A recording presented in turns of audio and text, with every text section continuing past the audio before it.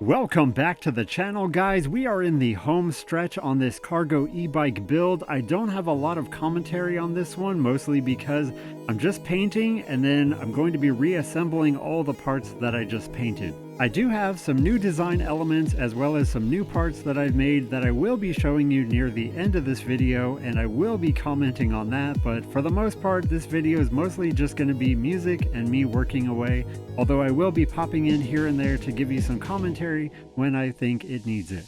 Anyway, enjoy the video.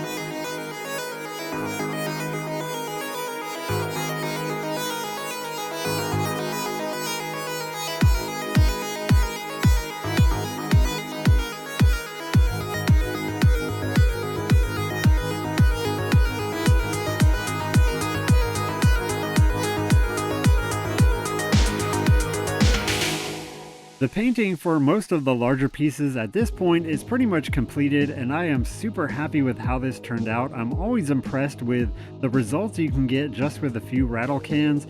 This paint job is mostly a very dark gray, which when you apply the matte clear coat finish, it makes it have like a satin kind of look. It really looks like satin black, although when you compare it to the actual black painted parts, you can tell that it is like a darker shade of gray. It's very dark, almost black, but I think that subtle little lightness in the dark makes it look a little more interesting than if I just made it completely black. I'm straying a bit and exploring a little more with adding just the smallest amount of color to my paint jobs, and this red stripe here is going to tie in with the cargo bins, which have a red top, and I wanted to integrate that into the frame just so that they're less separated and more of one cohesive unit. It is annoying to have to lay out all of these small hardware pieces and paint all of them, but I do think that all of these small details add up to one final product that looks a lot better than if you just had a bunch of different fasteners of different colors and all that. Not that that couldn't look good, but for me, I just think that doing these small things like painting the ring around the hub motor rim from silver to black and just tying everything together, it adds up. All these small little details, when you put in the effort and work, it definitely makes a difference. As I move on to the reassembly process, you'll see me moving agonizingly slow because for a lot of these larger parts, I don't want to scratch up this very fresh paint here. I know I could have just spray painted everything already assembled and just painted everything black, and a lot of people would think that it looks exactly the same, but to me, in my discerning eye, I can definitely tell the difference, all the subtle shades of darker gray to black to having 3D printed parts that are also glossy and catch the reflection of the light. And I think all of these textures and elements just add up to make something that looks a lot more interesting visually than if you just had one solid block of color.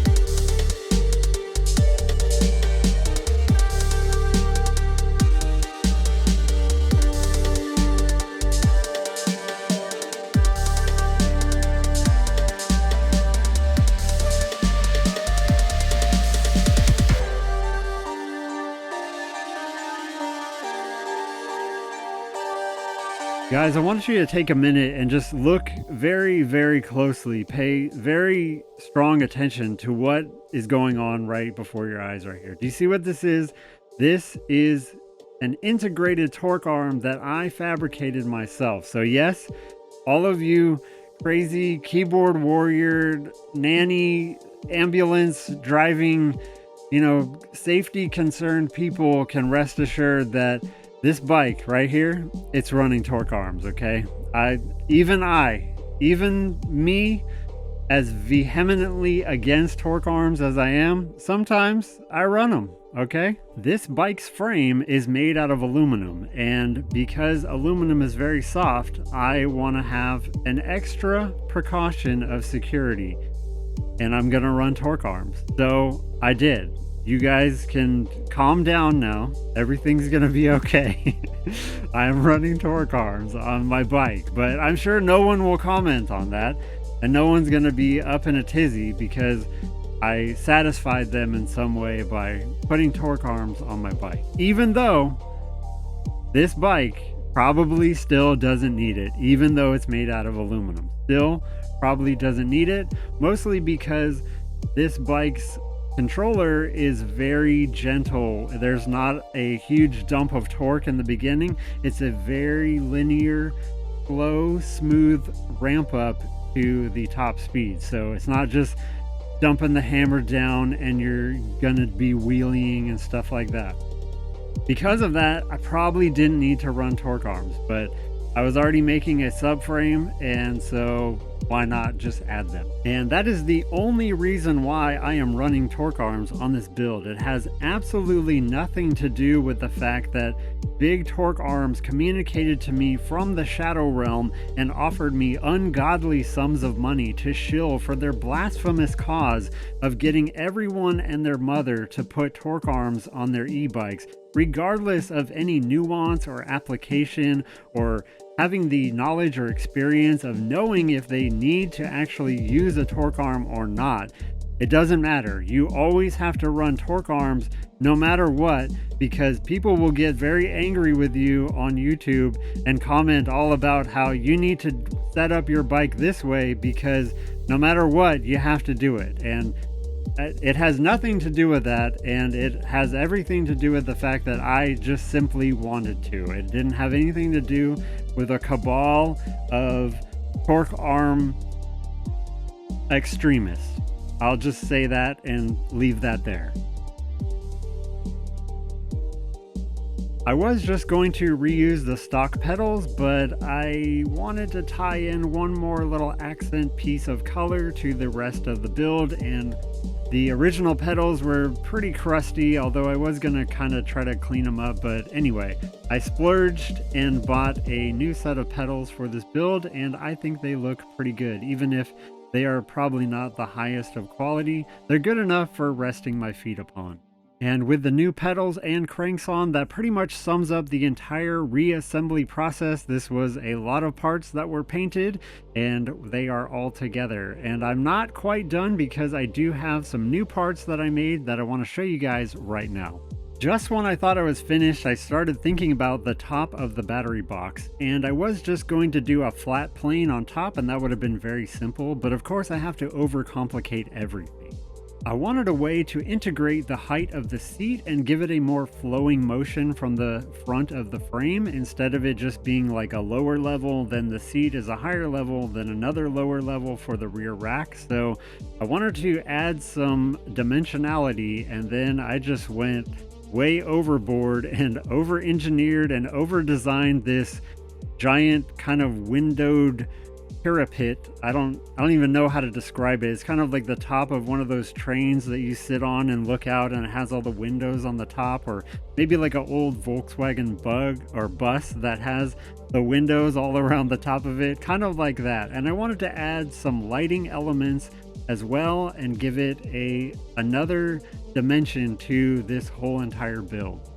So that's what I did, and this took me way longer than I ever could have imagined spending on a part like this. I've never designed anything with this many details, this many fasteners, ways that it had to go together to encompass all of the different materials that I was going to be throwing in here. Yeah, this was a lot of work, and I thought I was gonna just do this in maybe like a weekend, but no, this ended up taking a couple weeks to design.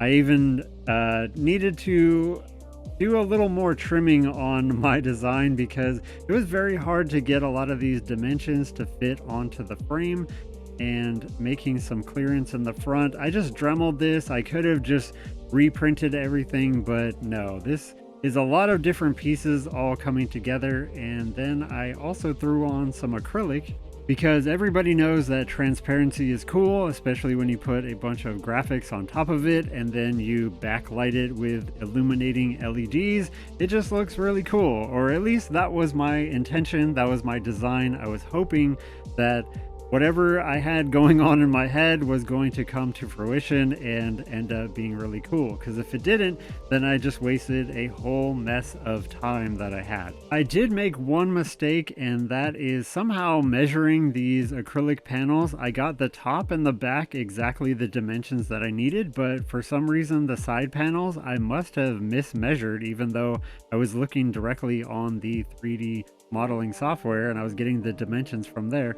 Somebody messed up, and it's probably me, but I made them a little bit too large. So instead of just remaking all those acrylic panels, I just cut them down, which unfortunately makes my gaps and the padding around the graphics a little too tight for my taste. I would like them to be looking exactly how I designed them, but instead of just throwing all these away, I just reuse them and just trim them down a little bit. Most people won't notice or even care.